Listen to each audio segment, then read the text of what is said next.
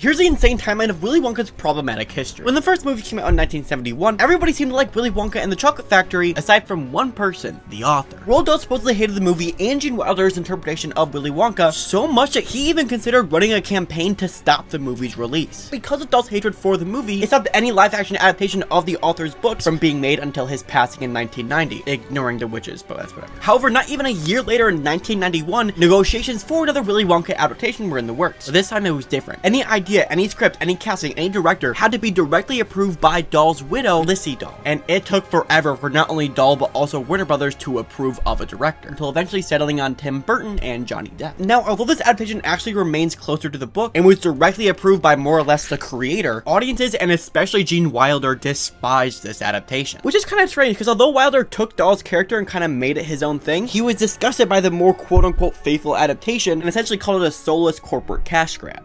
And now we have Timothée Chalamet's interpretation of the character, which at least from the trailer seems to be the easiest interpretation to digest, or maybe will just end up being the creepiest one he's seen yet. I have no idea. Alright, that's all for today. Follow for more.